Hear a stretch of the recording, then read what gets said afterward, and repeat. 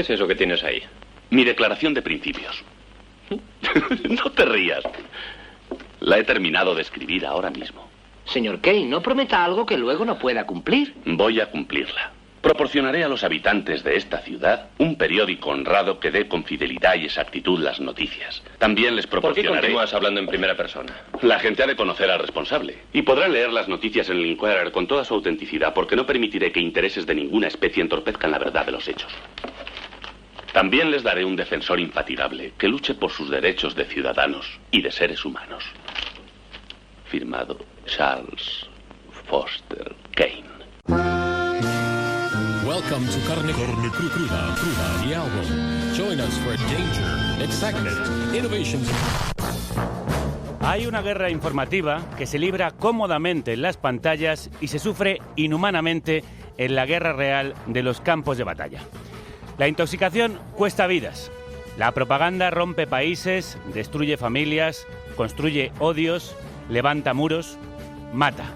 Mata cuerpos, pero también almas. Mata la humanidad que nos queda. Lo vemos en todas las guerras, y Ucrania es una de sus más sangrantes evidencias. Desde el levantamiento del Maidán al del Donbass, orígenes más cercanos de este conflicto, la manipulación ha alentado la guerra interna y la invasión externa. La propaganda es el dedo que aprieta el botón o el gatillo. En la llamada pomposamente era de la información, que es más bien la era de la sobreinformación, informarse resulta paradójicamente un reto, arriesgado además. Las máquinas de propaganda formadas por medios, acólitos y fanáticos, por bots reales y virtuales, siembran de minas el corredor informativo.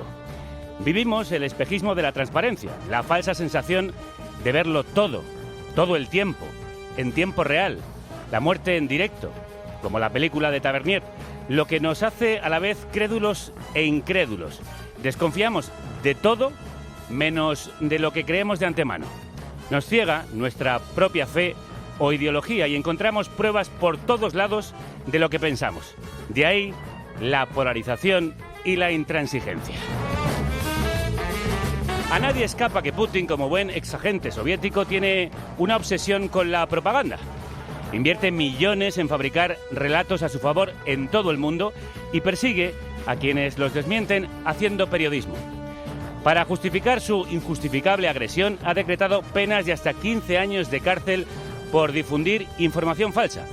Llamar invasión o guerra a esta invasión y guerra es falsedad, según su nazificante visión. Y por eso muchos periodistas han abandonado el país y Rein TV, medio independiente y disidente ruso, ha tenido que cerrar su canal y se ha despedido diciendo no a la guerra y no pasarán. No han faltado los cínicos, también en la izquierda que abraza a la ultraderecha, que ironiza o calla ante la persecución de manifestantes y periodistas. Precisamente porque Europa dice ser lo contrario, la censura de la Unión Europea a los medios estatales rusos RT o Sputnik es un error intolerable. Imita lo que combate, nos adiestra y menosprecia. La respuesta a quien censura no es más censura, es periodismo y democracia. En esos medios también hay ángulos interesantes y noticias veraces que aquí no vemos y ayudan a entender por qué estamos donde estamos. La propaganda occidental quiere imponer el relato único del belicismo pro-OTAN en el que solo hay un malo malísimo y no existen otras causas que expliquen el conflicto. Aquí todavía no vas a la cárcel por llamar guerra a la guerra, pero sí por llamar ladrón al Borbón o por hacer periodismo, como le ha pasado en Polonia a Pablo González. No estamos libres de cinismo en Occidente. Llamamos sátrapa a Putin, que lo es, pero no a Estados Unidos, que también lo es cuando invade países. Llamamos invasión a lo de Ucrania y no tanto a Irak. Llamamos oligarcas a las fortunas rusas y empresarios a los nuestros que financian guerras y venden armas. Llamamos dictadura a Venezuela hasta que necesitamos su crudo. Llamamos a los ucranianos a resistir mientras financiamos la guerra contra ellos, comprándoles el gas a Rusia. Llamamos guerra por la paz a Ucrania, pero no la aplicamos en Siria, Palestina, Yemen, Sáhara, República Centroafricana, Sudán, Congo. Llamamos refugiados a los europeos, invasores al resto. Y llamamos realidad en el telediario a las imágenes de guerra de un videojuego. Cuando las bombas caen y destruyen, cuando el terror y la muerte se imponen, las palabras falsas, la mentira, la impostura, el cinismo y la hipocresía se vuelven insoportables, patéticos y ridículos. Cuando estalla el horror, deberíamos acallar a los cínicos, escuchar a los sabios, consolar a las víctimas, defender la democracia, buscar la verdad, practicar el humanismo. Mientras unos dicen guerra, estamos en una guerra. España entregará a la resistencia ucraniana material militar ofensivo. Lanza granadas contra carros, cartuchos para ametralladoras y fusiles. No se puede mirar para otro lado. Si yo fuese el ministro de Exteriores, le aconsejaría al presidente de mi gobierno que enviase armas en el acto. Y si se enfadan los señores de Podemos, que se enfaden. Estamos en guerra. Es no a la guerra de Putin. otros decimos democracia. Yo tengo muchas dudas. ¿Con esas armas qué va a pasar? Son pirómanos con uniforme de bombero. ¿Que van a dar la vuelta los ucranianos a la guerra? Contribuir a la escalada bélica puede llevarnos a un escenario absolutamente incierto y muy peligroso. Esos 20.000 muertos que va a haber en esas 2 semanas no van a servir de nada. Que hay que multiplicar los esfuerzos para esas vías diplomáticas y para esas vías de paz. Pero las bombas siempre suenan más alto que las palabras. Porque, como dice Chomsky, si piensas que tu poder es la violencia, no la negociación o la diplomacia, abandonarás estas opciones para ir hacia la violenta.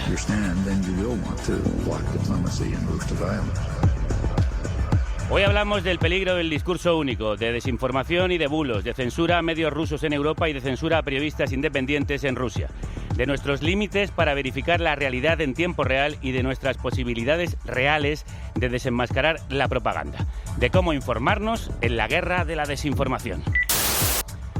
Sobre eso ha escrito Santiago Alba, como sabéis, pensador de cabecera en este programa, quien avisa, como nosotros, de que armar a los ucranianos puede aumentar la sangría y de que censurar medios nos hace más vulnerables ante el relato de las televisiones que nos dicen una y otra vez que nuestro deber incuestionable es apoyar el belicismo. Santi, crudos días. Muy crudos días, Javier. Me alegro de oírte, aunque sean estas circunstancias y no para hablar de infancias o de palabras. Lo mismo te digo. Santi, ¿el discurso único es otra forma de propaganda? Bueno, yo no sé si hay un discurso único. La propaganda es muy variada y en el mismo momento en que hay, digamos, y eso es lo primero que habría de combatir, dos trincheras o dos campos enfrentados, pues la propaganda se multiplica y hay que estar muy atento a la propaganda de un lado y del otro. Yo creo que aquí el primer error de partida, y tú ahora mismo reproducido algunas declaraciones en ese sentido, es el de que la Unión Europea está en guerra. Que yo sepa, Ucrania no forma parte de la Unión Europea, no forma tampoco parte de la OTAN y por lo tanto no estamos en guerra. Estamos espantados ante una invasión criminal y habrá que saber qué es lo que hacemos a partir de ahí. Pero el incluirnos como parte beligerante de las consecuencias bélicas de esa invasión en Ucrania me parece un disparate que conduce inmediatamente, como estamos viendo, a imponer restricciones en los derechos civiles, en la libertad de expresión, en alimentar un discurso belicista que convierte al pueblo ruso en su totalidad en un enemigo de los españoles y a aceptar en consecuencia cualquier forma de propaganda que active esa polarización, que es lo primero que hay que desactivar, porque además es de las pocas cosas, Javier, que podemos hacer, digamos, los ciudadanos, los intelectuales y los políticos. ¿Qué es lo que podemos hacer? Porque bien dices en tu artículo que frente a esto estamos paralizados, especialmente en la izquierda, y una división porque no sabemos cómo reaccionar ante lo que ha sucedido. Ya, porque estamos muy despistados, porque por primera vez no es una cosa que no han hecho los enemigos imperialistas tradicionales que la izquierda ha denunciado durante décadas, sino que lo ha hecho Rusia, una potencia imperial de larga data, porque son siglos de imperialismo, un imperio débil, como dice Rafael Poch, por lo tanto muy peligroso, que algunos sectores de la izquierda siguen confundiendo con la Unión Soviética, dando además además así la razón a los sectores de la ultraderecha. Ahora quieren esconder la mano de su apoyo a Putin durante años, y luego sectores de la izquierda que pues yo creo que muy honestos, que estamos obviamente perdidos y que no sabemos qué hacer. El problema de esta discusión, Javier, es el siguiente. Yo creo que por un lado expresa impotencia. Si no somos capaces de impedir los desahucios o de derogar la ley Mordaza, pues ¿cómo vamos a ser capaces de impedir una invasión o sus consecuencias bélicas? Hay que reconocer que no lo somos. Discutiendo con tanto calor sobre esto, generamos la ilusión de que sí podemos hacer más de lo que realmente podemos hacer, es decir, de que podemos parar la guerra, y creo que no. Lo que podemos hacer es más bien enfocar nuestra atención a lo que está ocurriendo en nuestro país. Tú lo decías antes en tu editorial, ¿no? De qué manera podemos presionar. No estamos tampoco en las mejores condiciones para afrontar a través de la movilización una crisis como esta, porque partimos de mucha desmovilización y de una desdemocratización general en el mundo, y que en España, como parte de una Europa desdemocratizada, pues estamos viviendo también. En consecuencia, es muy mal momento para ser pacifistas, muy mal momento para desmontar propagandas que alimentan el belicismo, y en todo caso es el peor momento, yo creo, como para no tener claro todos en la izquierda al menos lo que sabemos que está mal en estos momentos, que es el hecho de que Putin haya invadido criminalmente un país soberano. Y creo que hay una tendencia últimamente que a mí me preocupa, pues esto, pasamos de la invasión a la guerra y ahora de la guerra al conflicto. No, precisamente Putin lo que ha hecho ha sido poner fin al conflicto. Cuando se pasa del conflicto a la guerra, pues hemos introducido en el mundo una violencia de una eficacia tal que a partir de ahí es muy difícil reconducir la guerra hacia el conflicto. Es de lo que se trata, de reconducir la guerra hacia el conflicto, pero yo te diré que no sabría en estos momentos dar ninguna receta para hacer eso. Todos sabemos lo que queremos: desescalada, retirada de las tropas rusas y revisión del marco de la seguridad europea. ¿Cómo se llega ahí? Yo desde luego no tengo ninguna receta y todos los días cambio de opinión. Bueno, dudar es necesario, justo en este momento, creo que más que nunca. En ese paso del conflicto a la guerra dices que la primera victoria de Putin ha sido la censura a medios rusos por parte de la Unión Europea. ¿Por qué? Pues porque creo que lo único que tiene Europa no tiene gas, no tiene petróleo, no tiene materiales necesarios, energéticos o minerales para satisfacer las necesidades, por ejemplo, informáticas del mundo. No tenemos nada más que un restito de democracia que no debemos de ninguna manera entregar a aquellos que consideramos enemigos de la democracia. Creo que es un gravísimo error, y que si podemos hacer pocas cosas, una de las cosas que sí podemos hacer es más bien sostener y profundizar la democracia como la única cosa que podemos ofrecer al mundo. Hace unos días publicaba también en el mismo sentido Zizek un artículo excelente hablando de los refugiados y diciendo que la discriminación de los refugiados,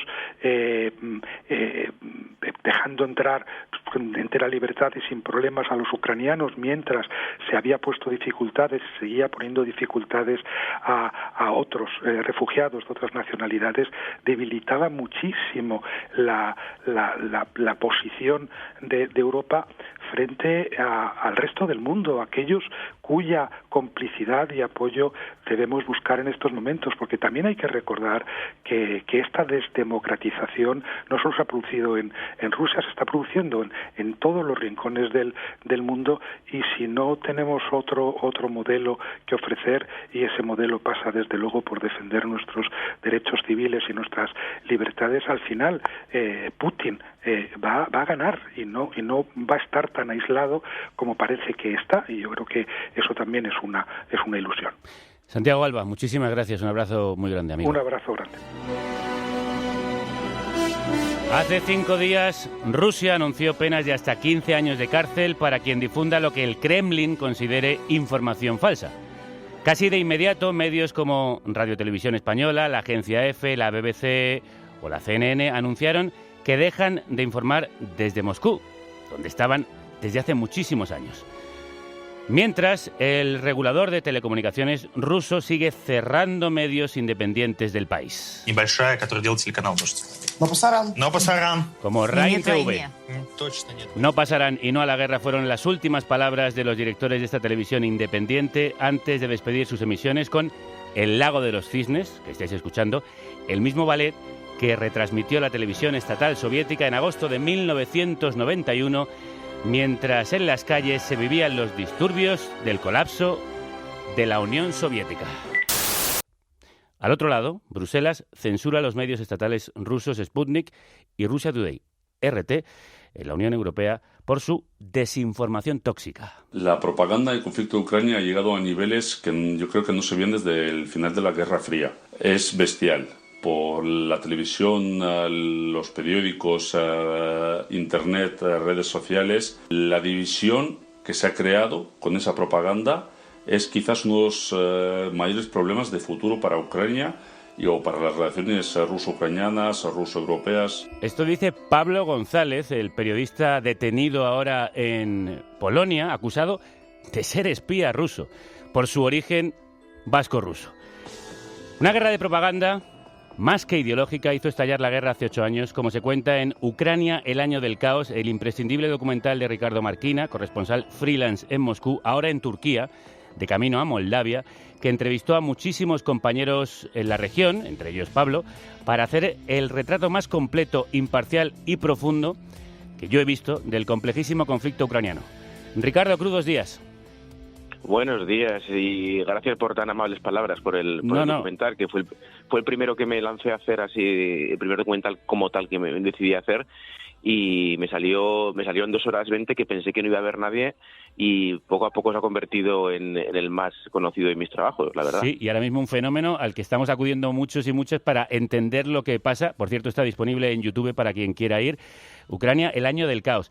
Ricardo, ¿cómo ha llegado Rusia hasta aquí? ¿Cómo hemos llegado y Ucrania ha llegado hasta aquí?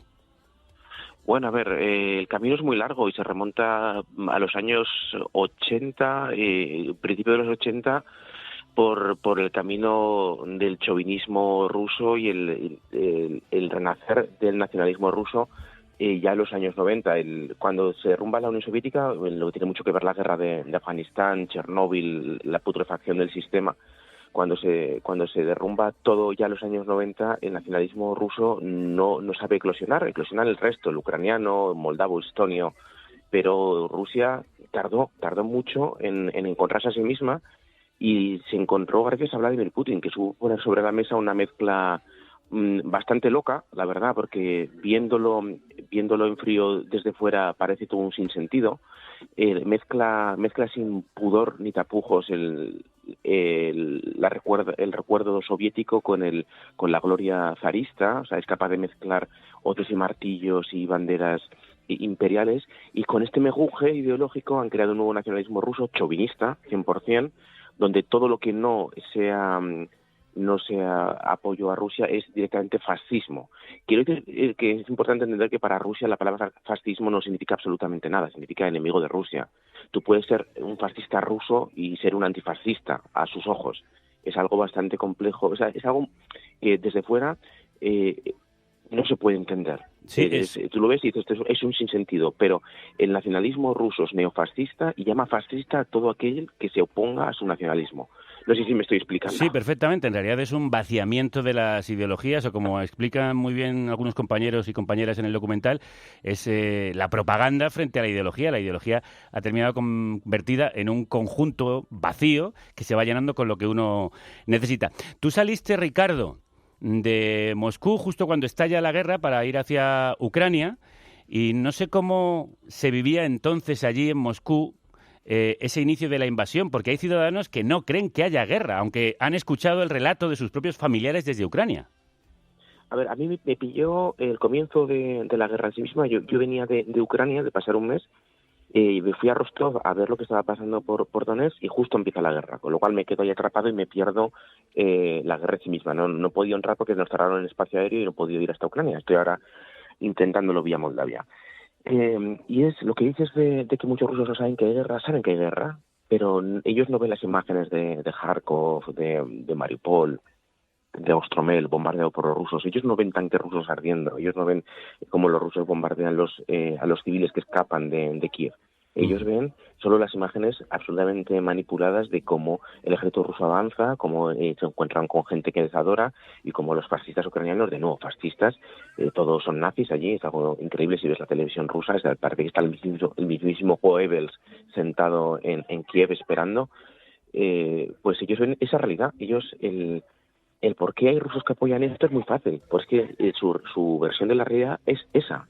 Ellos ven la televisión y lo que ven es que en Kiev hay un gobierno fascista que machaca todo lo que sea ruso o ruso parlante, cuando el ejemplo más claro lo tenemos en Kharkov, una ciudad ruso parlante, étnicamente rusa, si se puede decir algo así, porque no es que sean etnias, no es como el conflicto yugoslavo, pero digamos de mayoría rusa, una ciudad que tenía muchísimo contacto con Rusia y que está siendo machacada sin piedad por las fuerzas de Moscú. Decir que están haciendo eso por los rusos, cuando están machacando a los propios rusos, es un sinsentido de tal calibre que a mí me explota la cabeza. Y esto los rusos no lo ven. Eso hay que entenderlo. Cuando vemos a los rusos que apoyan la guerra es por absoluta ignorancia, porque los tienen sumidos, la propaganda tiene al pueblo ruso sumido en la ignorancia. Esto es muy importante de entender cuando se está descalificando tan ampliamente a los rusos. Los rusos viven en un régimen neofascista. No tienen acceso a la verdad. Entonces, cuando las sanciones golpean tan brutalmente al pueblo ruso, a mí también se me encoge el corazón, porque yo sé que ellos, si supieran la verdad, de ninguna manera querrían esta situación. Aquí al otro lado, aunque de otra forma, también lo hemos dicho, hay censura. Russia Today and Sputnik, we are killing the snake on its net. Cortaremos el cuello a la serpiente, dijo Josep Borrell al anunciar que la Unión Europea censuraría a Russia Today y Sputnik, usando ese lenguaje de demonización del enemigo, como también hace Putin, llamando a Europa y Estados Unidos el imperio del mal o nazis a los ucranianos. En esta guerra propagandística que hoy queremos analizar con el periodista y escritor Daniel Bernabé, que era hasta hace poco colaborador de RT. Crudos días, Daniel. ¿Qué tal? Crudos días, Javier. ¿Cómo estamos? ¿Por qué anunciabas que has dejado de serlo? Bueno, porque creía que tenía que dar al menos un mensaje a los lectores y a las lectoras que me siguen, ¿no? Durante 3 años he estado escribiendo con bastante normalidad para este medio, pero el hecho de que se iniciara la guerra pues me llevó a tomar la decisión de dejar de hacerlo. Dejar de hacerlo primero porque creía que iba a tener dificultades para poder... yo escribía para RT sobre actualidad nacional en España, pero me iba a resultar extraño estar mandándole artículos sobre Ayuso, por ejemplo, y luego tener que ver exactamente, en el caso de que hubiera seguido adelante la emisión, bueno, pues cómo determinadas noticias se daban de una forma que desde mi punto de vista no es la adecuada. Pero es que también por otra cuestión, si yo, que mantengo unas posturas creo bastante críticas con el atlantismo, con la OTAN, ya las mantengo en otros medios, y algunos lectores me decían, ojo con que a este le paga el Kremlin. Me di cuenta de que iba a ser imposible el poder desarrollar una mínima labor de análisis político si no tomaba esta decisión, ¿no? Con cierto pesar, no te lo voy a negar, porque yo he dejado gente a la que tenía aprecio personal y también pues profesional, porque no está el tiempo para dejar trabajos, pero algunas veces las circunstancias son las que son. Y bueno, lo hemos dicho aquí al inicio del programa, y hay puntos de vista interesantes que hay que conocer para saber las razones, todas las causas profundas de este conflicto, y hay enfoques que no se dan en los medios occidentales que estaría bien que el público conociera, precisamente para salirse de ese discurso único. ¿Qué opinas de esta censura preventiva de la URSS, citando la canción?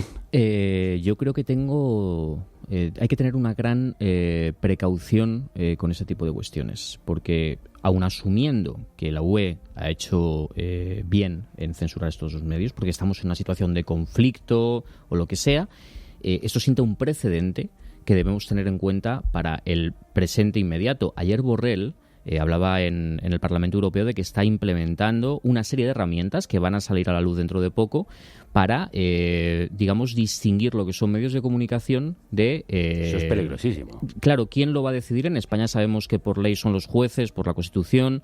¿Cómo se distingue una línea editorial de un aparataje de confusión y de caos, ¿no? Que es... Por otro lado, tenemos que tener en cuenta que aquí hemos tenido ya no medios de comunicación, sino máquinas de desinformación que no son rusas, son españolas y que son de ultraderecha. En la pandemia lo hemos visto. Sí, sí. Así lo anunciaba, lo que decías, Josep Borrell. Por eso tenemos que defender que la información sea un bien protegido. Cuando usted va a comprar carne en un supermercado, tiene garantías sobre la calidad de ese producto para evitar que consumirlo le produzca una enfermedad. Tiene que haber también alguna clase de garantía para que la información no sea un elemento que contamine las mentes. Y para eso ellos van a ponernos un condón en la cabeza para que no podamos ser contaminados. Cuando dicen proteger, a veces uno tiene la sensación de que están diciendo controlar sin decirlo, lo cual es también una forma de propaganda, una forma de mentirnos. Nos mienten. Nos están mintiendo, dice un artículo en El Salto que os recomendamos leer, firmado por Julio Zamarrón, al que pertenecen estas palabras. La cobertura de un conflicto no puede dejarse en manos de Risto Mejide y de los teletipos de 4 agencias internacionales. Por favor, amigos de la izquierda, dejad de invitar a Pedro Baños y, de paso, invitad a alguna mujer. Eso hemos hecho. Como ayer estuvo aquí y hace unos años estuvo allí, hemos vuelto a invitar a Irene Zugasti, que es politóloga y experta en relaciones internacionales, que cubrió los conflictos del Donbass entre 2015 y 2019. Crudos días, Irene. Crudos días, Javier, ¿qué tal? ¿Qué se nos ha ocultado? ¿En qué se nos ha mentido? Pues, bueno, primero, retomando lo que comentaba con Daniel de Russia Today, se esté o no de acuerdo, me da mucha pena que se haya silenciado en concreto 2 voces, la de Ina Finogenova y la de Elena Villar, que me parece que es interesante que haya 2 mujeres liderando el tan masculinizado espacio de analizar la política internacional. Es una pérdida no solamente de pluralidad y de pluralismo democrático, también de mujeres y de voces de mujeres. Pues ¿qué se está ocultando? Pues haciendo un poco de memoria histórica con este conflicto. Yo recuerdo que cuando se empezó a cubrir en el 14 y en el 15... era muy complicado colocar en medios artículos sobre este tema. Apenas había interés y por supuesto, ya no hablemos de colocar análisis que además pudieran romper el relato, ¿no? Lo que ahora estamos viendo magnificado. Compañeros pues como Julio Zamarrón, que firma ese artículo, me consta que han hecho un trabajo excelente y no ha podido salir más allá de los medios de contrainformación, ¿no? Como más en la periferia. Y claro, eso es muy preocupante porque ahora cuando llegan las consecuencias pareciera como que éramos unos pocos locos, ¿no? Unas locas que estábamos contando una cosa como muy marginal, además guiados por una rusofobia o una rusofilia, ¿no? Como ya casi patológica, sin ningún tipo de lógica detrás. Y no, en absoluto, había muchos grises y muchos matices, pero hacía falta gente allí para contarlos. Y no la hubo, y no hubo los recursos para hacerlo. Ricardo, tú que lo cuentas también en el documental, ¿habéis tenido muchas dificultades para vender la información, como dice Irene, la información sobre el Donbass, que al final es el origen, la madre del cordero, por lo menos la más cercana y reciente? Coincido con ella plenamente en que el 2014-2015 intentar explicar de dónde venía este desbarajuste era complejo. O sea, las noticias son de memoria muy corta y van al impacto y explicar, vender el derribo de la MH17 era fácil, pero vender por qué había odio entre estas 2 comunidades era más complejo, intentar explicarlo. Y si me dejas, quiero apuntar aquí que estoy totalmente de acuerdo en que censurar RT y Sputnik es un error, es un tiro en el pie, y por más que a mí no me gustan estos medios, y cualquiera que siga mi trabajo lo sabe perfectamente, siempre he defendido el derecho de estos medios a convivir con el resto. Me parece un paso de atrás y coincido en que es algo muy peligroso. Irene, ¿qué cosas no sabemos aquí? Brevemente, porque explicar ese conflicto tan complejo llevaría horas. ¿Qué crees que deberíamos saber? Bueno, pues creo que es interesante y se ha narrado poco que dentro de esa, vamos a llamarlo de esa insurgencia o esa resistencia, como queramos verlo, que nació en Donbass en el 14, había ciertos grupos que tenían un componente antioligárquico. También había grupos con un componente conservador, nacionalista, lo que está comentando el compañero, con esa amalgama, ¿no? Entre pues neoimperialismo, nostalgia zarista y tal, pero hubo unos cuantos grupos que tenían por lo menos propuestas políticas interesantes sobre la mesa en paralelo al proceso armado, y que fue Rusia quien se los cargó. Pero eso no nos lo han contado. Es decir, Rusia podía haber hecho mucho más por el Donbass que no hizo. Ahora, cuando hablan de desnazificar, es paradójico porque durante 8 años ha dejado que esa población se desangre. Pero claro, como estamos haciendo un discurso tan dicotómico, pareciera que solo puedes estar, ¿no?, digamos, a sueldo del Kremlin o en el bando contrario, ¿no? Como digo, en esos grises están, por ejemplo, esas historias que son muy bonitas y que no se han contado y que ya han desaparecido. Hay muy poca gente que siga en esas posiciones allí. Sí, están siendo unos días complicados. A mí me está resultando muy difícil a través de las redes intentar explicar, analizar, porque por desgracia creo que en España, por la situación de extrema polarización de la que ya veníamos, nos estamos tomando esto como si fuera un partido de fútbol. Con la frivolidad que eso implica. Con la frivolidad que eso implica y que, por cierto, se está trasladando a la arena política dentro de la izquierda, también con las posiciones de derecha abyectas que hemos visto estos días. Porque, entre otras cosas, yo creo que los análisis buenos son importantes para ver qué estamos viendo. Por ejemplo, con el tema de RT. RT, cuando se dice que es una televisión de propaganda de Putin o del Kremlin, no se está diciendo toda la verdad. ¿En qué sentido? Tú cuando veías RT o leías los contenidos de su web o como bien decía Irene, veías los vídeos de Ina Finogenova, tú no estabas viendo propaganda de Putin, estabas viendo materiales periodísticos, en algunos casos, desde mi punto de vista, notables. ¿Qué es lo que sucede? ¿O cómo califica el Departamento de Estado de Estados Unidos una de las características que le atribuía a RT? Decía que es que daba voz al conflicto. Y claro, dar voz al conflicto es precisamente una de las materias del periodismo, dar voz a quien no tiene voz, ¿no? Claro, aquí tenemos que hacer otro análisis por detrás. Es decir, ¿cuál era en el fondo la intención desde mi punto de vista? Bueno, pues evidentemente crear una serie de afinidades hacia la marca, pero por ende también a quien estaba detrás de la marca.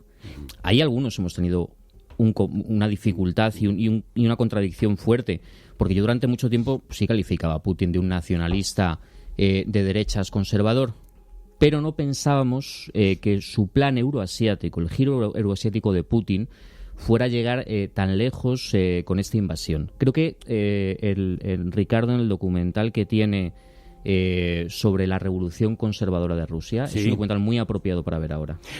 Si no dejamos de recomendar el trabajo de Ricardo. Espérame un momento, luego hablamos del origen del conflicto y de la propaganda a ambos lados que lo provocó y que sigue circulando, pero hablemos primero de la propaganda que está hoy incendiando todas nuestras pantallas.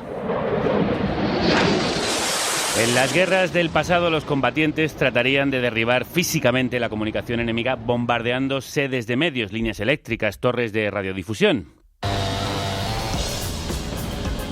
En las guerras modernas también, solo que hay algo más eficaz: inundar Internet con mensajes virales que ahoguen la narrativa del enemigo. Vamos a repasar algunos de estos bulos con quienes trabajan para destaparlos. Violeta Muñoz, crudos días. Crudos días. He hablado con Julio Montes, de Maldito Bulo, que nos actualiza su contador de mentiras en estas 2 semanas de guerra. Nosotros hemos desmentido ya más de 80. Es un arma más en la guerra ahora mismo, defensiva y ofensiva. Por primera vez vemos esto tan claro y en tiempo real. Por un lado, al principio muchos bombardeos que no eran actuales, que no eran de Ucrania o que no eran ni siquiera reales y eran imágenes de videojuegos. Por otro, uno que no para de repetirse desde el día 1 y que vuelve cada día, y es que Zelensky pues había huido de Ucrania. Lo han dicho cada día.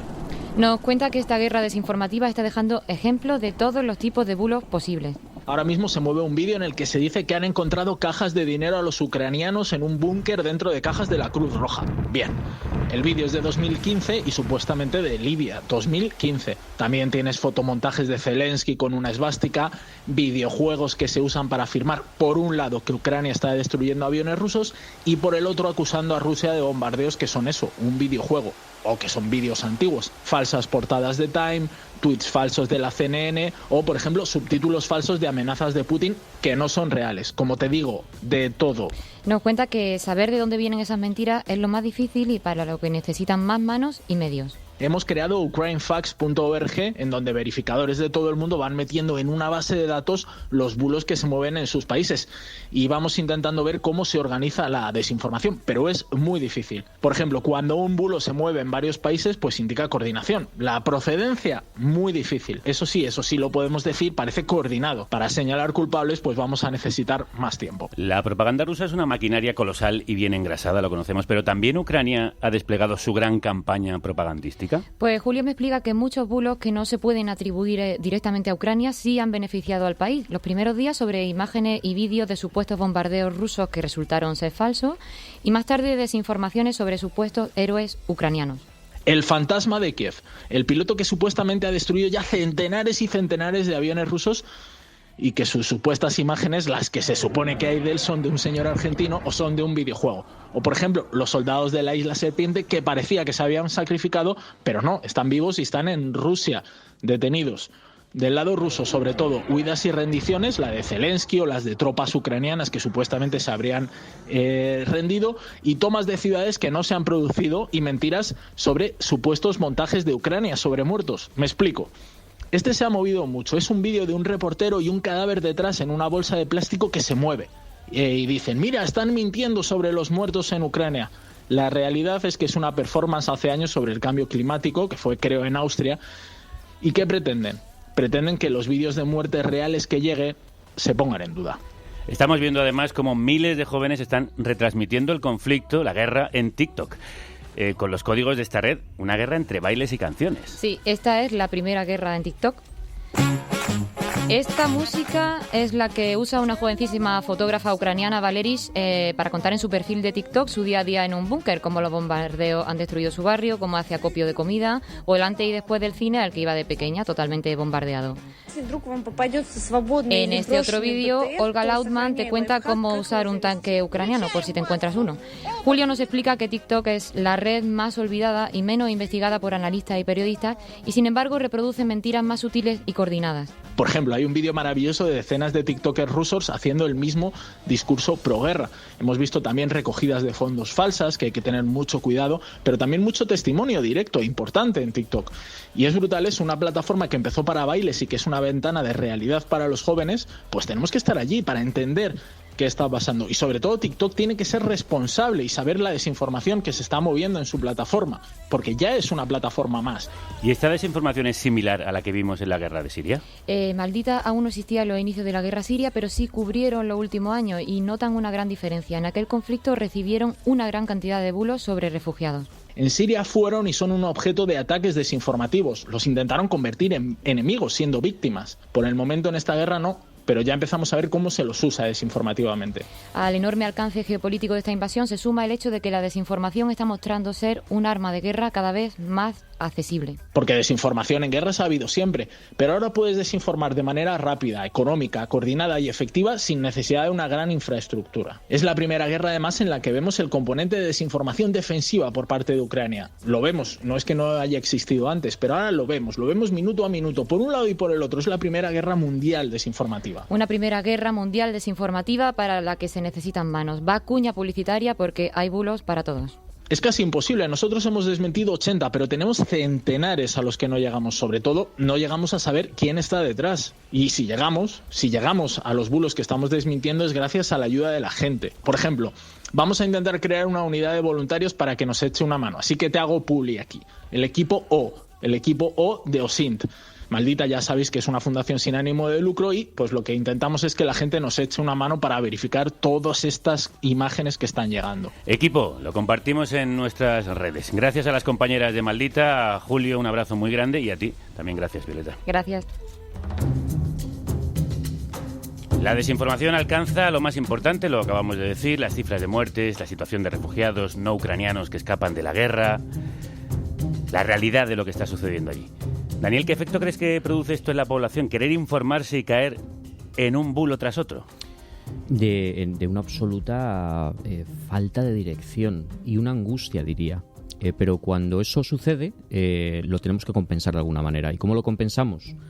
Pues yo creo que haciéndonos parte identitaria de algo del conflicto. El otro día, por ejemplo, a mí me echaban en cara que yo estaba compinchado con una de estas verificadoras, además también con un analista bastante más joven y que vive en Norteamérica, y me decían que tenemos una trama montada para desinformar sobre el ataque a la central nuclear, porque habíamos publicado el mismo vídeo. Y yo decía, es que no había más, es que son vídeos de las cámaras de seguridad de la central. A pesar de que yo en el hilo dejaba claramente constatado, además desde madrugada, que no había habido ningún bombardeo, que muy probablemente no lo había habido y que muy probablemente el ataque había sido uno de los edificios se asumía que yo era parte de una especie de instrumento de propaganda de la OTAN, puesto que mis posiciones se movían una coma de lo esperado por determinada izquierda, ¿no? Te das cuenta que ahí, más allá de los hechos y de las noticias, lo que está imperando es una fuerza identitaria que ante no saber a qué agarrarnos nos hace ser parte de este partido de fútbol sórdido, ¿no?, que estamos viviendo.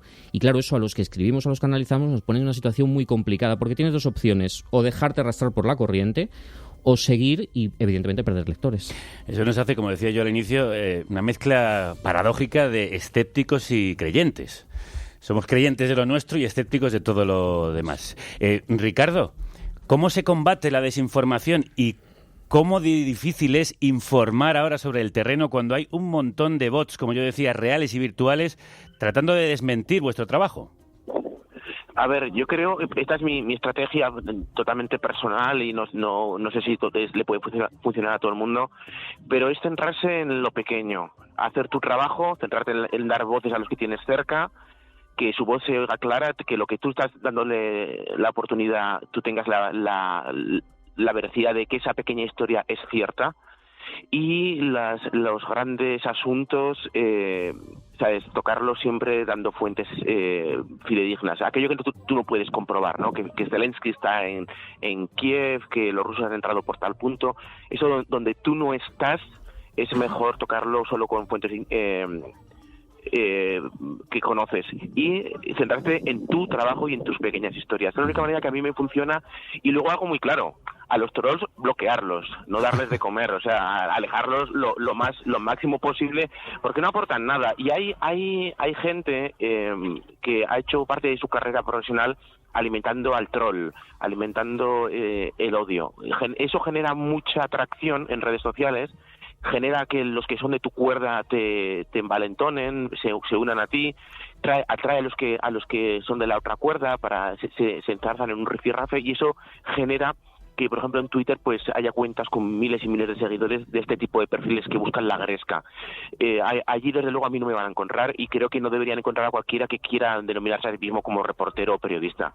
Irene, ¿cómo se defiende un periodista, un informador, y también cómo se defiende un ciudadano ante la desinformación? Pues mira, primero creo que saliendo de su urgencia de obligarte a posicionarte. Oye, hay veces que una no tiene por qué saber de todo. Y yo llevo 8 años con esto y una tesis de por medio y todo, y hay cosas que digo, mira, no tengo ni idea, y no pasa nada por no tener idea. Pues si no lo sabes tú, imagínate nosotros. Y pararse a reflexionar. Y luego, bueno, como periodista que también soy, me preocupa mucho lo que comentaba, que la gente que ejerce esto no se informe. O sea, yo cuando estaba calentándose el conflicto todavía me sorprendió ver cómo Televisión Española, por ejemplo, sacaba señoras que estaban organizando armamento con el batallón Azov detrás, que sabemos que es un batallón neonazi que está integrado en la Guardia Nacional Ucraniana, sí. que entrevistaban a Iván Bok, que de los de la Unión Patriótica, que es un elemento también neonazi que está aquí, habiendo tantas personas ucranianas con tantas cosas interesantes que decir, y que son fuentes a las que hay que llegar. Pero claro, para llegar igual hay que pararse un poquito, tanto ciudadanía como medios, y decir, oye, pues no tengo ni puñetera idea de esto, igual tengo que estar 4 o 5 días dándole una buena pensada, yendo a buscar el fact-checking, etcétera, y luego ya me posiciono. Pero claro, es que es la urgencia del momento, tienes que tener un bando, y si no tienes un bando, entonces es que de algún interés tendrás por detrás. Vamos a parar un momento precisamente para contar algunas de las cosas que se dicen una y otra vez sobre el conflicto del Donbass al que queremos llegar. Muchas de esas mentiras o medias verdades que incendiaron el país y la zona durante 8 años, que siguen circulando por todas partes, que las escriben tuiteros, políticos, activistas, pero no son ciertas o no son del todo ciertas. Por eso vamos a intentar contar lo que realmente se sabe gracias al trabajo de periodistas independientes como Irene o como Ricardo. He ordenado una operación especial cuyo objetivo es la defensa de las personas que durante 8 años han sufrido abusos y genocidio por parte del régimen de Kiev. Empezamos por genocidio, ni más ni menos, Rocío. Crudos días, esa fue la principal razón esgrimida por Putin para invadir Ucrania. Se refiere a la persecución de la población rusa en la región del Donbass, pero no es un genocidio, sino una guerra entre separatistas prorrusos y el ejército ucraniano, con víctimas, desplazados y muertes por ambos lados, según observadores y periodistas internacionales e independientes. Siempre se aduce la cifra de 14.000 muertos. Y es cierta, pero no lo es que los 14.000 hayan muerto en un solo bando. Hay 4.000 civiles fallecidos entre prorrusos y ucranianos, cerca de 6.000 militares o milicianos separatistas y unos 5.000 ucranianos, según cifras aproximadas también de distintos organismos internacionales. Veamos de dónde viene esta guerra que ha provocado esta invasión. Si miramos bien, sería una guerra de fascistas contra fascistas o de no fascistas contra no fascistas, pero no hay realmente ideología, ya que es una guerra creada artificialmente por la propaganda. Así lo cuenta esta periodista francesa, entrevistada por Ricardo Marquina y otros muchos que aparecen en Ucrania el año del caos. Un año de caos que empieza en noviembre de 2013, cuando se produjo la revuelta del Maidán. Conocida así por la Plaza de la Independencia en la que tuvo lugar, Para algunos, esta revolución o levantamiento popular fue un golpe de Estado financiado por Estados Unidos con la ultraderecha ucraniana para derrocar al presidente prorruso Víktor Yanukovych. Lo cierto es que el Euromaidán, como también se le conoce, comenzó siendo una revuelta estudiantil europeísta contra la corrupción del gobierno prorruso de Víktor Yanukovych, en la que participaron ciudadanos de todo tipo, haciendo peticiones sociales al estilo 15M, pero acabó derivando en una batalla campal, con un centenar de muertos porque la protesta se militarizó desde que tomaron el control grupos de ultraderecha como Pravi Sector y Svoboda. Que son los que empiezan a intentar desbordar la situación mediante ataques a la policía, mediante la fortificación real de la plaza, porque en un principio... Así lo recuerda Xavier Colas, corresponsal en Moscú para El Mundo. Es verdad que en la muerte de manifestantes también hubo disparos que procedían de los edificios controlados por los opositores y que la caída del gobierno de Yanukovych se produjo justo después de esas muertes fue muy rápida y extraña. Cuentan los periodistas que todo parecía perfectamente organizado para la transición, lo que ha hecho sospechar de la injerencia occidental para bendecir lo que unos llaman golpe y otros revuelta popular. También habréis escuchado esto. El gobierno, tras el Euromaidán, no ha aclarado atentados contra los derechos humanos en su país, como el asesinato en Odessa de al menos 48 personas por motivos políticos. Lo que ocurrió en Odessa fue un ataque directo en contra de la población y muy cruel. La gente se estaba muriendo allí, quemada, abrasada, y les estaban insultando y escupiendo. Y los que estaban dentro eran prorrusos y los que estaban fuera eran pro-ucranianos. Esa fue la realidad. La mayoría de las víctimas fueron activistas prorrusos encerrados en un edificio rodeado por activistas pro-Kiev. El Consejo de Europa encontró evidencias de complicidad de la policía en los desórdenes. Considera un chocante ejemplo de falta de diligencia que los bomberos tardaran 40 minutos en llegar y que la investigación empezara 7 meses después de los hechos. Esta fue literalmente la llama que incendió el conflicto del Donbass, que había empezado a encenderse después de la extraña invasión de Crimea por Rusia, que introdujo tropas en la península ucraniana, sin insignias, aprovechando la transitoriedad gubernamental en Kiev y la aceptación generalizada de la población prorrusa. El gobierno de Kiev, nacido de las elecciones posteriores al Maidán, dieron lugar al gobierno de un gran empresario que había sido cercano a Yanukovych, Petro Poroshenko, al que se le acusa de ilegalizar al Partido Comunista. Es cierto, lo denunció Amnistía en 2015. El Partido Comunista contaba con 115.000 afiliados y un 13% del electorado en las elecciones del 2012. También se ha dicho desde Rusia que el gobierno ucraniano es fascista. Hay grupos de ultraderecha como los mencionados, Svoboda y Pravi sector de derechas, que han sido relevantes y han llegado a contar con carteras ministeriales. En la misma línea se dice que el ejército de Ucrania está en manos de la ultraderecha. Hay varios batallones con neonazis y ultraderechistas, el más conocido, el batallón Azov, y algo menos Aibar y Donbass, todos ellos bajo el mando de la Guardia Nacional, o sea, del ejército ucraniano, que se dice reguló estas milicias ultras para tenerlas controladas. Pero el resto del ejército, o sea, la mayoría de soldados, no se puede decir que sean fascistas. Aquí también decimos que nuestro ejército tiene elementos fascistas y esperemos que eso no justifique que nos invadan. Esperemos. También se repite una y otra vez que el idioma ruso está perseguido en Ucrania. Es uno de los principales bulos de propaganda rusos que el gobierno de Ucrania casi convierte en realidad. Intentó quitarle la oficialidad, es cierto, pero por ahora el Tribunal Constitucional ha invalidado cualquier medida al respecto.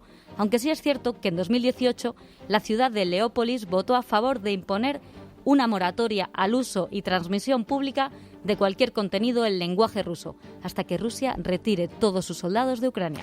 Y por terminar este repaso, habréis oído y leído como argumento para invadir el país lo siguiente. Ucrania ha violado los acuerdos de paz de Minsk. Son los acuerdos de alto al fuego en el Donbass, que han sido violados una y otra vez por tropas ucranianas, sí, pero también por las prorrusas.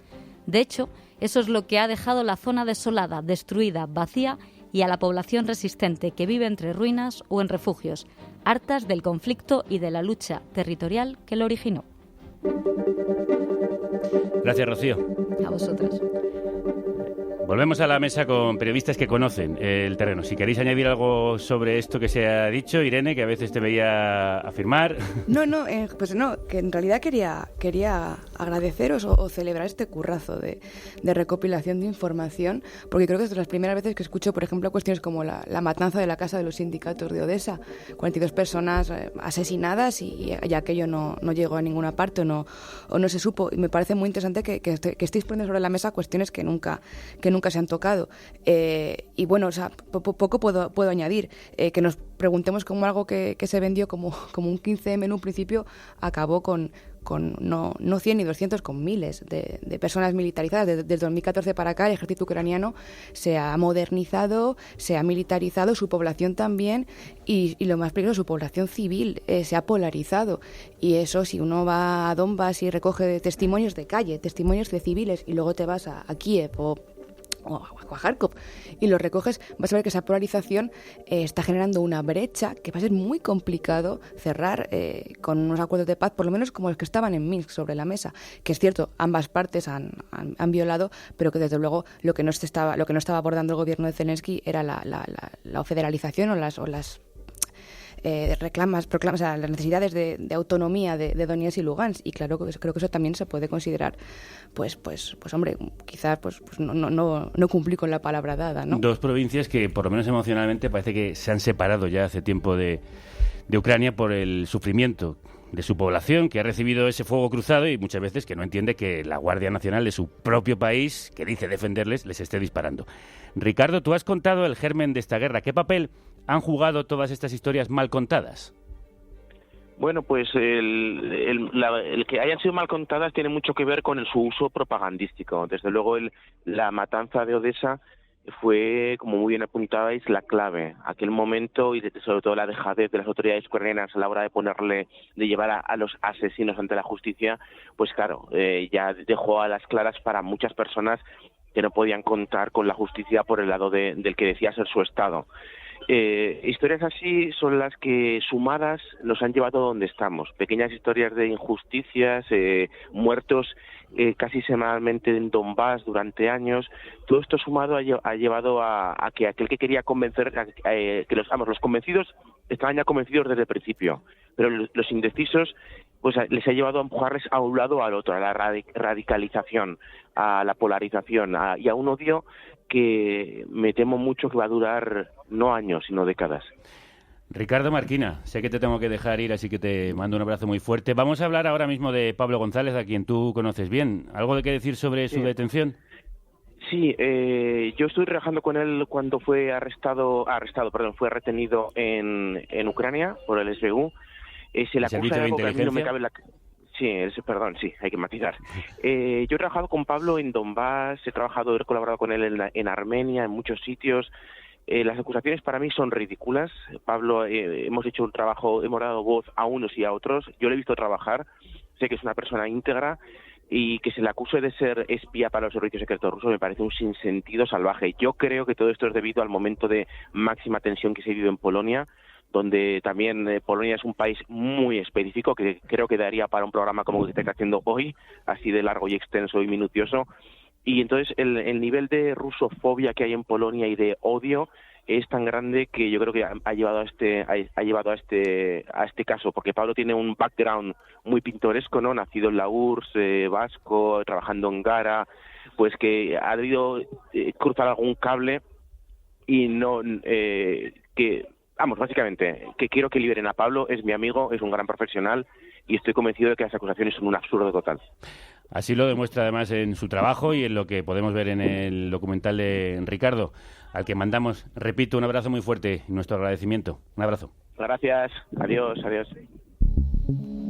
El pasado 6 de febrero, el reportero español Pablo González fue detenido durante varias horas por los servicios de seguridad ucranianos mientras informaba desde la zona del Donbass. Fue acusado de prorruso, de haber trabajado para el diario Gara, un medio vasco, y le invitaron verbalmente a marcharse del país en 3 días, aunque Ucrania nunca dictó una orden de expulsión. Mientras el periodista intentaba aclarar su situación en la embajada, agentes del CNI se personaban en la vivienda de sus familiares y allegados en Euskadi y Cataluña para interrogarles sobre su su vida y trayectoria. El 28 de febrero, agentes de los servicios de seguridad polacos irrumpieron en el hotel donde se alojaba en la frontera con Ucrania. Desde entonces permanece en prisión incomunicada acusado de espionaje, un delito que, según el Código Penal polaco, conlleva penas de hasta 10 años. Virginia Pérez Alonso es directora del Diario Público, uno de los medios con los que colabora el periodista detenido. Virginia, crudos días. Crudos días, ¿qué tal? ¿Cómo estáis? ¿Cómo está Pablo? ¿Permanece incomunicado? ¿Hay novedades? Pues no hay muchas novedades. Sigue incomunicado, no ha podido tener más que una comunicación con su abogado, que fue la primera llamada que pudo hacer, y no sabemos más que ese comunicado que emitió la embajada polaca o el consulado polaco la semana pasada, en la que, pues hablaba de vaguedades, básicamente, ¿no? O sea, decía que tenía pasaportes con identidades distintas, lo cual puede tener sentido, porque él tiene nacionalidad rusa, así que es posible que tenga un pasaporte con su nombre en ruso y otro pasaporte español, porque también tiene nacionalidad española, ¿no? Y en la que se le acusaba de espionaje, pero sin dar más datos tampoco, ¿no? Por lo tanto, no tenemos más información. Claro, pero se han juntado, como bien estaba explicando Ricardo, y como ahora mencionas, que es vasco y es ruso, ETA y Putin prácticamente en el mismo paquete. ¿Qué sabéis de la colaboración de los servicios secretos españoles con los ucranianos y los polacos para la detención de Pablo? Bueno, a ver, nosotras no tenemos datos. Lo que tenemos es un relato, digamos, de los hechos que hemos podido reconstruir a partir de las conversaciones que habíamos tenido con Pablo el mismo día que lo detuvieron y luego también cuando lo habían retenido en Ucrania. Y luego, posteriormente, una vez ya fue detenido en Polonia, tuvimos conversaciones con algunas de las personas que habían recibido la visita de los servicios secretos, ¿no? Entonces, hasta ahí podemos llegar. O sea, lo que hemos hecho ha sido esa reconstrucción, digamos, de los hechos hasta donde nosotras sabemos, y lo que sabemos es eso, o sea, que los servicios secretos españoles visitaron a personas de su entorno, tanto en Euskadi como en Barcelona, como decíais, en Cataluña, porque no era solo en Barcelona. Y que los servicios secretos ucranianos fueron los que le retuvieron en Ucrania en aquel momento, acusándole de prorruso. Y hasta ahí, o sea, no sabemos realmente nada más. Hemos visto oleadas de solidaridad cuando un periodista es señalado por un político en una crítica, pero no hemos visto esa misma oleada en defensa de del trabajo de Pablo González. ¿Se han movilizado las asociaciones de la prensa española? Se ha movilizado en general todo el mundo bastante poco. Es algo realmente sorprendente. Yo ayer hablaba con un periodista estadounidense sobre este asunto y le decía, que me pregunto, si Pablo hubiera sido colaborador del País, si esto mismo hubiera ocurrido, ¿no? No lo sabemos. Realmente... A ver, yo misma he estado en contacto con todas con las principales asociaciones del mundo de libertad de prensa. Todas ellas han emitido comunicados, todas ellas están pendientes. Yo esta misma mañana estaba hablando con el Comité para la Protección de Periodistas, pero aquí en España, ha habido algún tímido intento. Nosotros, desde la Plataforma por la Libertad de Información, hemos escrito cartas tanto a exteriores como al gobierno de Polonia y demás, pero realmente parece que a los periodistas, el caso de este periodista, no les interesa, a los periodistas españoles, quiero decir, ¿no? Es algo bastante curioso, porque mira, te voy a decir una cosa, Javier, aunque fuera espía, que yo no lo sé, tendrá derecho a la presunción de inocencia, a una defensa, y además está en un país de la Unión Europea donde debería ser absolutamente, cuestionable el que una persona esté incomunicada durante tanto tiempo, máxime siendo periodista, ¿no? Un país de la Unión Europea que viola sistemáticamente muchas de las libertades y derechos fundamentales. Virginia Pérez Alonso. Y en el que, perdona Javier, sí. Y en el que en los últimos meses se han producido detenciones de otros periodistas también acusados de espionaje. Esto sí. También lo hemos contado en público, pero claro, no lo cuenta nadie más. Claro, la conspiranoia no es solo del otro lado, como suele venderse, sino que también por aquí en Occidente se impone bastante. Virginia Pérez Alonso lucha desde la Plataforma por la Defensa de la Libertad de Información y desde el Diario Público por acabar con esa desinformación. Como siempre, compañera, muchas gracias. Gracias a vosotros, un abrazo. Chao. Daniel, ¿es preocupante todo lo que está pasando? Detenciones de periodistas, censura de medios, persecución en Rusia también a periodistas. Lo es, porque fíjate que con el caso de Pablo se cruzan varios factores. Uno de ellos, por ejemplo, ayer veíamos a Salvini en Polonia y todos celebramos un vídeo donde un alcalde polaco resulta que ponía en ridículo a Salvini por sus relaciones con Putin, y luego más tarde nos enteramos que ese alcalde polaco es de un partido prácticamente nazi directamente, más que Salvini, ¿no? Eran nazis peleándose. Efectivamente, entonces te das cuenta que hay unas líneas que se nos pierden muchas veces y que son tremendamente complicadas. Pero también te voy a decir algo, no nos estamos moviendo por este asunto porque estamos empezando a tener miedo. Así es el asunto. Estamos, los que trabajamos en medios, estamos empezando a tener miedo porque creo que nunca habíamos visto tal ola de inquietud popular ante un asunto y, por supuesto, mediática. Entonces, ahora mismo todo el mundo está pensándose muy bien cuál es el paso que va a dar. Yo simplemente me gustaría recordar una cosa. Mira, creo que, y tú también estarás de acuerdo conmigo, creo, por generación, los que nacimos alrededor del 80, creo que lo que nos formó políticamente e incluso como personas fueron las protestas contra la guerra de Irak. Sí. Y en aquellas protestas aprendimos varias cosas.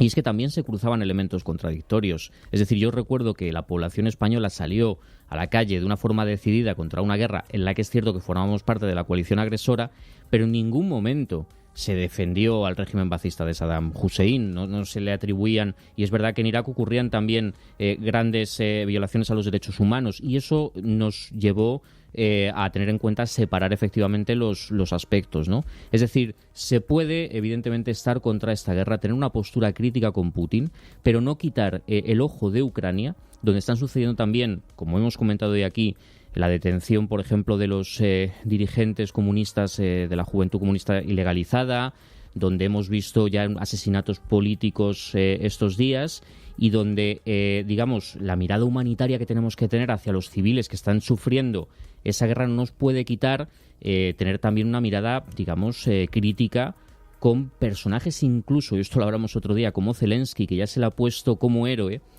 y que creo que cuando pasen los meses y los años sabremos qué intereses por detrás ha habido para que la inclusión de Ucrania en la OTAN, que nunca ha estado encima de la mesa, al final todo el mundo la tome como casus belli. En la era de Netflix, tener un actor al frente de un país permite construir muchos capítulos. De eso hablaremos en el futuro, Dani. Me gusta ese tema para programas siguientes y esa reflexión final que has hecho. Vamos cerrando. Irene, tú que conoces bien el espacio postsoviético, ahora en guerra, ¿qué futuro ves? ¿Cómo va a terminar todo esto? ¿Cómo va a dejar ese territorio, esta guerra? Bueno, yo en la política ficción soy terrible. Probablemente lo que diga va a ser lo contrario de lo que ocurra. Entonces, bueno, o sea, que va a acabar devastada, que el mercado energético. Antes de ayer, El Economista sacaba un editorial diciendo que igual se podía celebrar esta nueva Guerra Fría porque iba a ser una reestructuración de los mercados. Que se hablen de celebrar guerras me parece gravísimo, porque hay muchos consejos de administración que seguro que están muy contentos con lo que está pasando. Yo, para cerrar, querría romper una lanza, yo que me politicé con el no a la guerra, una lanza pacifista y feminista, porque a mí me estalla un poco la cabeza de que estemos pidiendo envíos de armas y demás. Es que otro gran colectivo silenciado en ambos países son las pacifistas, que son sobre todo mujeres, pacifistas rusas que están siendo detenidas, pacifistas ucranianos que están siendo detenidos. Hay un caso, Ruslan Kotsava, un pacifista antimilitarista que lleva como 2 años preso en Ucrania, del que poco se sabe, es un cristiano de base, pero bueno, que hay muchísimos más casos, o disidencia política, como lo acaba de decir Daniel. Entonces, vamos también, sería interesante que esa propaganda y que esa desinformación la rompamos también desde el pacifismo y desde un no a la guerra crítico, pero militante y activo. Pues me alegra mucho que me hagas esta conclusión, porque mañana precisamente hablamos de las vías pacifistas para salir de este conflicto, entre ellas la vía feminista, y todos aquellos que están intentando construir a través de la palabra, de la negociación y la diplomacia otras opciones que no son las bombas y las armas. Ha sido un verdadero placer. Irene Zugasti, Daniel Bernabé, gracias, hasta pronto. Gracias. Muchísimas gracias. Y tenemos una exclusiva sobre cómo informan los medios aquí en España. Si quieres saber más sobre Ucrania, pero de una manera entretenida, porque tampoco quieres pensar mucho, no te pierdas este especial. Esta noche en tu cadena amada, un especial bombardeos en Ucrania. Os enseñaremos cómo se vive en un búnker. Pues la tranquilidad es lo que más se busca. Hablaremos con nuestros expertos en guerras nucleares. He echado ácido clorhídrico encima de sulfato de cloro. No, sulfato no se lo queda. Y lo he echado, ¿sabes? Y ha hecho una reacción que flipa, ha empezado a salir gas amarillo por ahí y que vamos, que la he liado parda, ¿sabes? Por supuesto, nuestra sección gastronómica. Hay tiempo de comer sin problema. Tendremos actuaciones musicales. ¡Bomba! Y un espacio para el análisis geopolítico. Hablamos de milenialismo, cojones ya. Pues vale, dame la palabra. Hablamos de milenialismo. Muy bien, cállate. Estamos hablando de apocalipsis y hablamos de milenialismo. El milenialismo va a llegar. Sin dejar de lado el análisis de la pandemia en un país en guerra. La vacuna es la del bicho de Luján. Y el bicho ha mutado. Ahora tenemos la Omicron. Ucrania, qué hermosa eres. Desde Ucrania con amor, 17 horas de diversión y emoción. Si no hay mala suerte y se firma la paz. Hay que reírse por no llorar. Y de cómo se informa en Rusia, nos van a informar desde allí.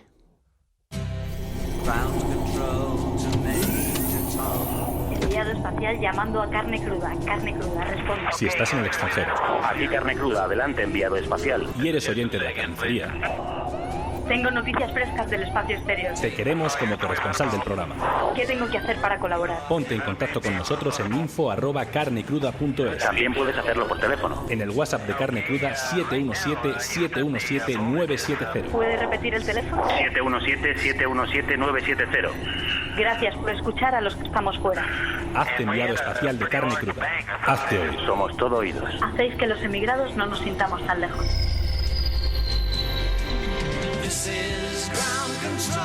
Pilar es profesora de español en la Universidad de Moscú, vive allí desde hace 14 años y ya hablamos con ella en alguna ocasión. Pilar, crudos días, ¿cómo estás? Muy crudos, pues aquí estamos. Me alegra saludarte de nuevo, aunque sea en un momento tan duro. ¿Qué tal las clases? ¿Habláis del tema? No, yo en clase es una universidad bastante oficial, digamos. Los temas de política interior los dejo fuera, pero los primeros días sí que fue necesario. No, los chicos el mismo jueves por la mañana no podían no hablar de eso. Así que ¿Y qué te contaban? Sí. ¿Qué te contaban? ¿Cómo estaban? ¿Cuál es el ánimo? Estaban conmocionados. O sea, fue la mañana del día a las 10:30 del día 24 y es que era conmoción, no podían ni hablar. Intenté desviar un poquito el tema, los puse en grupos, estamos trabajando a distancia. Sí. Los puse en grupos, entré a ver qué tal estaban haciendo el ejercicio y estaban hablando de todo menos del ejercicio, claro. Están preocupados por sus compañeros que están en ciudades del sur o que algún compañero está incluso fuera de Rusia y están muy preocupados. Creo que entre esos alumnos que tienes a distancia hay una alumna en Lugansk. ¿Cómo lo vive ella? Hay un chico que está en una ciudad de Lugansk. La última vez tenemos clase una vez a la semana pasada no se conectó.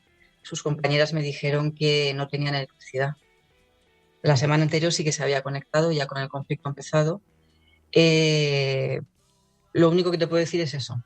Está haciendo los deberes, ¿sí? los que mandamos a distancia y tienen que presentar, los está haciendo. Yo me quedo con esa información. Bueno, eso significa que por lo menos de vez en cuando tiene internet, tiene electricidad y puede dedicarse un poquito a hacer algo diferente. No le pregunto, porque me imagino que le pregunta ya demasiada gente. Claro. Y... ¿De dónde viene el interés de estos chicos y estas chicas por el español? Bueno, es una facultad de letras y en su carrera tienen que elegir 2 idiomas, inglés y otro, y la verdad es que el español en Rusia desde hace muchos años es muy popular. ¿Ah? Oye, hoy hablábamos de la guerra informativa, supongo que lo has estado escuchando. Sí. ¿Cómo llega la información allí? Desde hace ya varios días Facebook está bloqueado completamente. Al principio lo habían ralentizado un poco, pero ya está bloqueado del todo. Twitter también, totalmente bloqueado. Se utilizan redes VPN y así se entra. Telegram funciona. Telegram, paradójicamente, que estuvo bloqueado hace muchos años aquí, fue entonces cuando muchos aprendimos a utilizar VPN para utilizar Telegram. Uh-huh. Ahora no está bloqueado. Y bueno, los canales en Telegram, no sé en España, pero aquí son muy populares. Entonces, los medios que publicaban y que se leían sobre todo en estas redes sociales, ahora la gente los está leyendo en Telegram. Medios que han sido censurados aquí siguen en Telegram o tienen algunas aplicaciones propias. VPN, para quien no conozca, es la tecnología que te permite hacer creer al ordenador que estás en un país distinto al que estás para poder acceder a cierta información. Oye, ¿y cómo se está viviendo allí entre el círculo de conocidos que tienes tú? Mal, mucha impotencia. Lo que más escucho es la palabra vergüenza. Estoy hablando de los rusos, ¿no? Uh-huh. Lo que más escucho es la palabra vergüenza. Y luego hay mucha impotencia, porque la gente querría demostrar su posición y tiene miedo. Es muy difícil, tiene mucho miedo. Si en el año 14, cuando empezó el conflicto en diferentes niveles con Ucrania, se empezó a hablar de soldados, se empezó a hablar de algo, hubo una manifestación muy grande, la gente se asustó mucho, no quería un conflicto con Ucrania. Hubo la manifestación más grande que yo recuerdo en estos 14 años. He visto y he estado en bastantes manifestaciones. La del 14 fue la más grande que yo recuerdo. Hubo muchísima gente. Yo me imagino cómo estarían ahora las calles si se pudiese. Estarían desbordadas, estoy segura. Pero no se puede. Hay muchísimos detenidos. Yo tengo conocidos detenidos. El domingo detuvieron a una amiga mía. Es muy difícil. ¿La han soltado ya? Sí, estuvo 4 horas. Me dijo que, bueno, ahora está esperando el juicio. Una multa. La situación fue no es posible manifestarse porque no se autorizan. El lugar donde se hacen más manifestaciones está acordonado totalmente para que la gente ni siquiera se acerque, pero la gente sale a pasear a esos lugares, sale a caminar. Estamos aquí caminando. ¿Cuánta gente se ha juntado caminando? Sí, hace buen día. Estamos hoy, creo que tenemos menos 15. Bueno, para pasear está bien. Y aquello está lleno de policía y detienen a la gente. En el caso de mi amiga, ella no tenía intención de ir ahí ese día, pero bueno, apareció ahí y se acercó un grupo de chicas que estaban rodeadas de policías. Se acercó a preguntarles que cómo estaban, qué estaba pasando, y se la llevaron a ella también. 4 horas nada más, está a espera del juicio. Los cargos son desórdenes. ¿Qué penas puede tener por eso? En este caso, al ser la primera, una multa que puede llegar a los 20.000 rublos, que ahora es poquísimo dinero porque el rublo está fatal, pero bueno, que para su sueldo de profesora es la mitad del sueldo. Claro. Sí. ¿Estáis notando las sanciones? Mucho. Lo primero es la caída del rublo, que ha caído una barbaridad. Luego lo segundo, las tarjetas. Yo ya no puedo... Mira, quería compraros la taza. Uh-huh. Y te la regalamos, te la enviamos allí, claro que sí. Que va. Y no he podido porque las tarjetas Mastercard y Visa, que son las que necesito para comprar fuera, sí. No funcionan. Y no puedo enviar dinero a casa si quisiera desde aquí. O sea, se nota. No puedo pagar Zoom. Sí. Y bueno, y los precios, que es lo que va a afectar a toda la población, tenga relación con el exterior o no. Uh-huh. ¿Te has planteado en algún momento dejar el país? Yo, desde mi punto de vista exclusivamente personal, no veo que esté en ningún tipo de peligro. Entonces, no, yo tengo aquí muchas partes de mi vida importantes y no. Si se pone peor en cuanto a seguridad física, me lo pensaré. Ahora mismo es difícil porque no hay ningún vuelo con Europa, hay muy pocos vuelos internacionales. Los precios son elevadísimos. O sea, para salir de Rusia ahora pues tendrías que ir a Armenia, está abierto, Europa, Asia Central, Kirguistán, Uzbekistán están abiertos por unos precios desorbitados. Uh-huh. Se puede salir, pero es difícil. O por tierra, me imagino. Pues te mandamos para allá la taza, ya te digo yo. No. Y un abrazo muy grande. No, hay que pagar para todas estas maravillas, para todos los trabajadores, todos los trabajos. No. Ya veré cómo lo hago. Muchísimas gracias por convertirte en corresponsal, enviada espacial de Carne Cruda una vez más. Spasiba, Pilar. Gracias a vosotros por vuestro trabajo. Un abrazo muy grande. Vamos. ¿Qué podemos hacer?, se pregunta Santiago Alba en el artículo de Público del que se hablaba al inicio del programa. Jurídica y éticamente recordar sin parar quién es la víctima y quién el agresor. Emocionalmente resistirnos al entusiasmo belicista, a la idealización del gobierno ucraniano, a la criminalización del pueblo ruso. Intelectualmente huir de las trampas ideológicas y de las inercias binarias simplificadoras. Políticamente apostar por la desescalada, exigir una nueva política de refugiados no racista y no selectiva. Denunciar cualquier tentativa de aumentar los gastos militares en detrimento de los sociales y protestar contra cualquier medida encaminada a limitar nuestros derechos civiles fundamentales. Mañana, caminos hacia la paz, corredores diplomáticos, negociaciones humanitarias. Hasta entonces, que la radio os acompañe.